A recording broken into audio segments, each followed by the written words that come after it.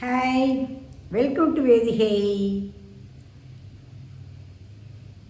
மயிலாப்பூர் டைம்ஸ்னு ஒன்று, அதில் விஷாகா ஹரியோட பேட்டி பார்த்தேன். அடே எங்கப்பா, எவ்வளோ ஒரு ஜீனியஸ் பா, சொல்கிறதுக்கு வார்த்தையே கிடையாது. பாருங்க, அவங்க அப்பா ஆப்பிரிக்காவில் ஏதோ பேங்கில் இருந்தாங்க, வேர்ல்டு பேங்கில். நம்ம பாரத தேசத்தின் கலாச்சாரத்துக்காக மயிலாப்பூரில் குழந்தைகளுக்கெல்லாம் பாட்டு, டான்ஸு எல்லாம் கற்றுக் கொடுத்து கதா காலட்சேபம்லேருந்து எல்லாம் அழகாக ரொம்ப என்ன நினச்சாலோ அதே போல் அவங்க அம்மா அப்பாவும் இந்த குழந்தையெல்லாம் தயார் பண்ணியிருக்கா. அவங்களையும் அவங்களோட சகோதரனையும், யார், விஷாகா ஹரியோட சகோதரனையும். நிறைய கச்சேரிக்கெல்லாம் போயிருக்கலாம். ரொம்ப அழகாக சொன்னான். இன்னொன்று என்னன்னு தெரியுமா, அண்ணான்னு சொல்லிட்டு கிருஷ்ண பிரேமி. அவருக்கு கிருஷ்ணர் தத்ரூபமாக தரிசனம் கொடுத்துருக்கார். அண்ணா அண்ணான்னு எல்லாரும் அவரை கிருஷ்ண பிரேமியை சொல்லுவார்.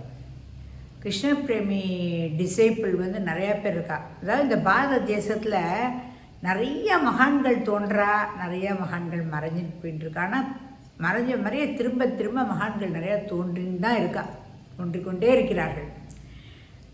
அதில் கிருஷ்ண பிரேமியும் ஒருவர்.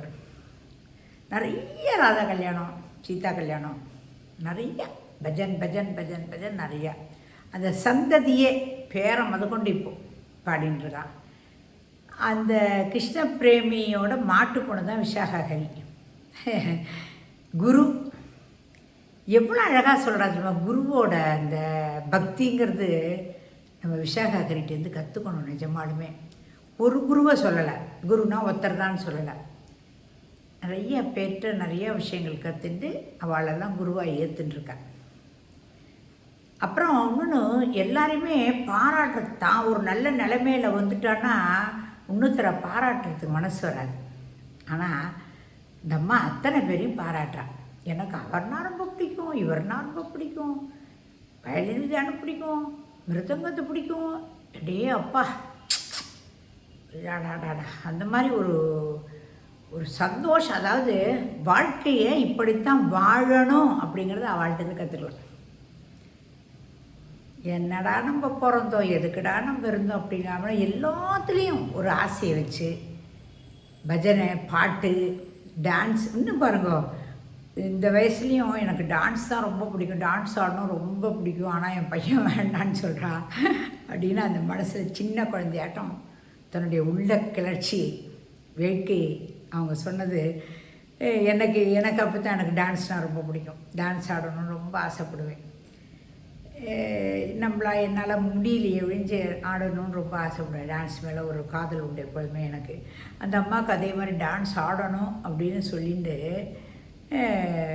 அது சொன்னது பார்த்து எனக்கு ரொம்ப சந்தோஷமாக இருந்தது. இன்னும் ஒரு விஷயம் என்னென்னா, அந்த ஊஞ்சலில் அந்த கிருஷ்ணரை உட்காத்தி வச்சு பண்ணுற அந்த பஜனை, அந்த பாண்டரங்க பாட்டெல்லாம் அவ்வளோ ஒன்றா.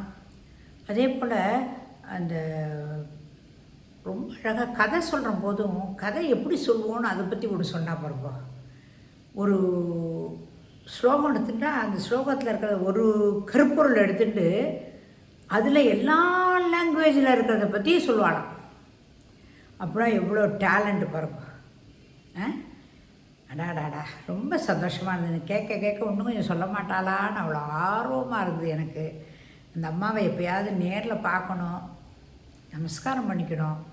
என்னை விட வயசில் சின்னவாளாக தான் இருப்பாங்க, இருந்தாலும் அவங்களுக்கு நமஸ்காரம் பண்ணணும். ஏன்னா ரொம்ப பவர்ஃபுல் லேடி. நம்ம சொல்கிறோமே ஜெயலலிதாவை சூப்பர் அயர்ன் லேடி அப்படி சொல்கிறோம்ல, ஜெயலலிதாவை அப்பா கெட்டிக்காரி, அழகு அப்படின்னு தன்னுடைய பண்பாடு கலாச்சாரத்துலேருந்து சிறிதும் வழுவாமல் இன்றைக்கு 9 கழுத்தை கட்டிக்கிட்டு அழகாக மேடை ஏறி பரிசு வாங்கினா. இப்போ ரீசெண்டாக அந்த பரிசு கூட 9 கழுத்தை கட்டிட்டு தான் போய் மேடையில் ஏறி போய் வாங்கியிருக்கா. இதெல்லாம் இப்போ இருக்கிறவா தெரிஞ்சுக்கணும். பெண்கள்லாம் 9 கஜமா, ஐயோ நான் ஏதோ ஒரு 4 கிழமைக்காவது கட்டுக்கோன்னு தான் பெரியவா சொல்லிட்டு போயிருக்காரு. எப்பொழுதும் கட்டுக்கணும்ல, ஒரு 4 கிழமைக்காவது கட்டிக்கோங்க 9 கழுத்தை. 9 கஜங்கிறது நம்மளோடது கலாச்சாரம், நம்மளுடைய பண்பாடு. நம்ம பிராமினுக்கு அது உண்டு, கட்டிக்கோங்கன்னு சொல்லிட்டு போயிருக்கார். அதே மாதிரி பொட்டு பூ இதெல்லாம் வச்சுக்கோங்க.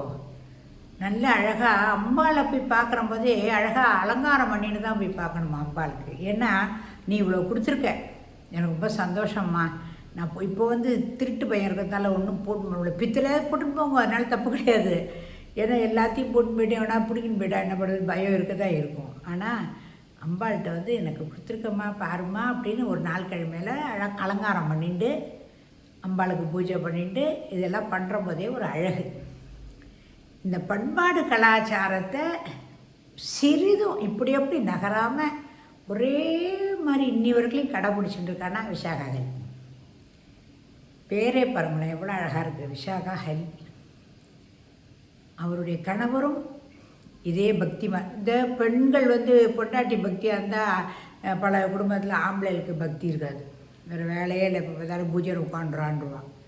ஆனால் அவரும் அப்படியே சேர்ந்து பஜனையில் ஈடுபட்டு பாட்டு பாடுறது போகிறது வருதுன்னு அது மாதிரி ரொம்ப தர்ம காரியத்துக்கெல்லாம் தன்னை முன்னிறுத்தி அந்த அம்மாவையும் முன்னிறுத்தி இந்த மாதிரி ஒரு நல்ல குடும்பம் இருக்கிறது ரொம்ப ரொம்ப அரிது. இது மாதிரி நம்ம நல்ல நல்ல விஷயங்கள்லாம் நம்ம பார்க்குறது நம்மளுக்கு ரொம்ப பெருமை. இந்த மாதிரிலாம் இருக்கா பற்றியெல்லாம் உலகத்தில், இதை பற்றி நம்ம கேட்குறோம் பார்க்குறோங்கிற போதே நம்மளுக்கு அது ஒரு பெருமை. அதனால் நாம் என்னால் முடிஞ்ச வரைக்கும் நம்ம பண்பாட்டை கலாச்சாரத்தையும் காப்பாற்றணும், முடிஞ்ச வரைக்கும் காப்பாற்றணும், அதில் நகரக்கூடாது. இவெல்லாம் நம்மளுக்கு ஒரு ரோல் மாடல். விஷாகா ஹரிலாம் நம்மளுக்கு ரோல் மாடல். இவள் மாதிரிலாம் இருக்கணும் நம்ம. இப்போ இருக்கிற ஜெனரேஷனுக்குலாம் ஆசை வரும். ஸ்கூல் நடத்துகிறா, சின்ன ஸ்கூலாக நடத்துகிறா, நிறையா அதில் கதா காலட்சேபம் பண்ணுறது எப்படி. நாங்களாம் சின்ன வயசில் பலபிமாம் பலபிமாம் I am the son of famous for you, I am the son of famous for you, this is my biography, oh Raghava this is my biography. அப்படி சும்மா சின்ன குழந்தைல இந்த மாதிரிலாம் நாங்கள்லாம் விளையாடிட்டு இருக்கோம். ஆனால் எங்களுக்கெல்லாம் அதில் இன்ட்ரெஸ்ட் இருந்திருக்கு. ஆனால் எங்களுக்கு மோட்டிவேஷனுக்கு அப்போல்லாம் யாரும் இல்லை.